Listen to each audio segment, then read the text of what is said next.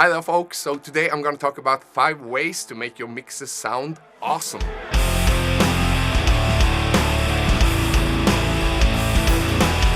So of course there's 1,000 ways to make your mixes sound better, but these are 5 tips that really has helped me out during the years. So number 1, playing tight. So this is an obvious one of course, but it really is the most important thing, what's coming in from your fingers, your voice, your playing or whatever.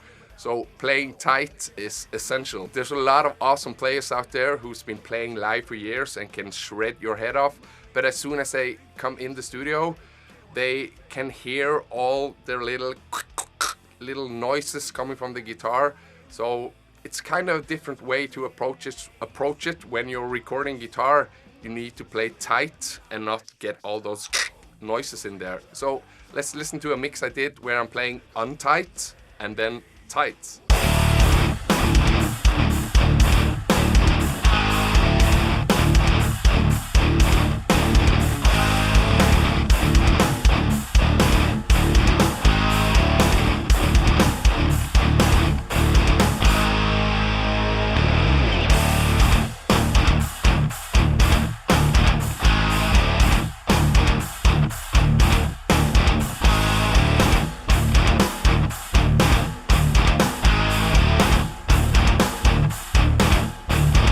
So on the untight edition there, I played really untight just to make my point clear.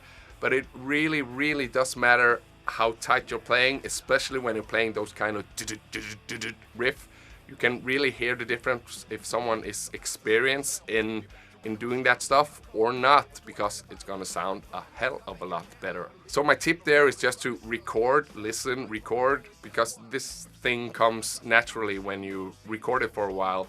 You can also use like a noise gate on your guitar to get rid of those sounds in between if you're doing palm muting or stopping the guitar, and then it's gonna sound a lot tighter. Tip number 2, bass. So bass is really important. It's what makes your mix come alive. Get all that low end coming out and get that fullness right in there. I would make sure that your guitar isn't crashing in the bass frequency.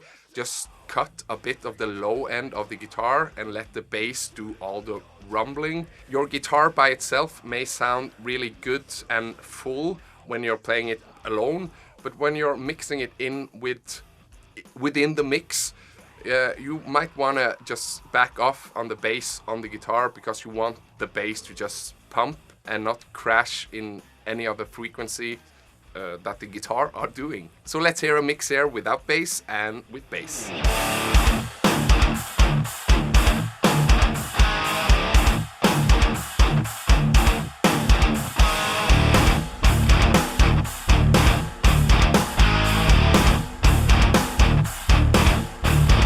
Yeah, so you can probably hear a lot of difference there if you're not listening through your iPhone speaker, but in a headset or somewhat good speakers. And yeah, it really has a lot to say. I often use a preset from Easy Mix called the BS line, which is kind of a subby bass thing in there. And yeah, I recommend it. I don't get paid to say this, but yeah, I tend to use a lot of Easy Mix stuff. Number 3, mastering. So if you want to have your mixes sound loud and in your face and up to par with the professional albums, you need to master. So mastering in itself is an own profession, and there's a lot of details there and a lot of videos on YouTube on how to do this. But you need to put something on your mixes to make it sound in your face and full. It really makes a lot of difference. You can use presets from Easy Mix again, or Ozone, or just a limiter or something to really push that audio to get it in your face. Let's listen to the same riff without master and then with master.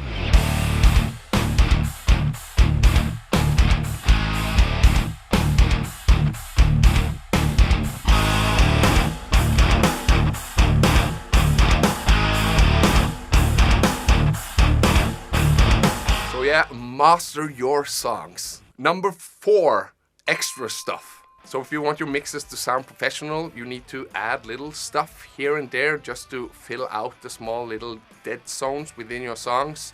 of course, this can be anything from a sound effect going or yeah, there's no rules here, but just listen to your song, and if there is a section on there that's kind of boring or just needs a little spice, go ahead and try some stuff out. It can be anything, like a sound effect or an extra guitar or whatever. So let's listen to the same riff with just drums, bass and guitars, and then with some extra stuff.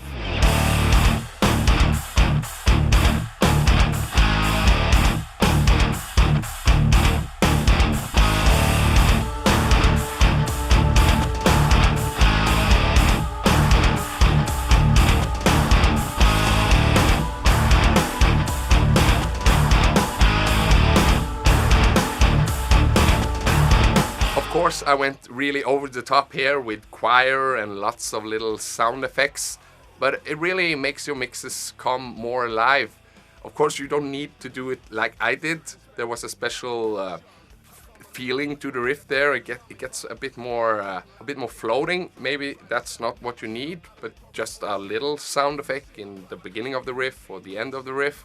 The sky is the limit here. You can do anything. Just try out different stuff. It doesn't need to be high in the mix, just really low to fill it out. People can't really tell that there's something extra, but your inner ear will thank you. Number 5, try and fail. Like anything, if you want to be good at mixing and recording, you need to try and you need to fail. Try and fail. I've been doing this for how long?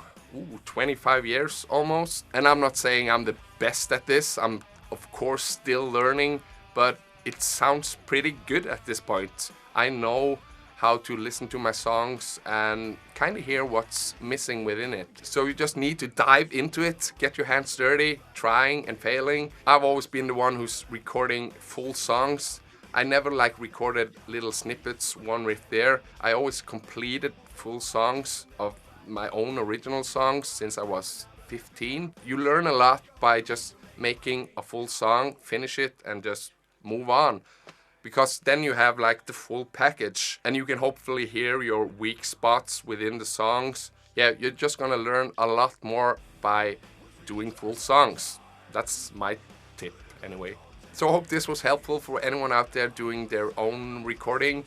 If you have any tips or questions on some other videos I should do in this genre, stuff you're wondering about, please let me know, and I'll probably make some more in this genre. Thanks everyone for an incredible 2017. Thank you so much for watching, and I wish you a happy new year, and I'll see you later in 2018.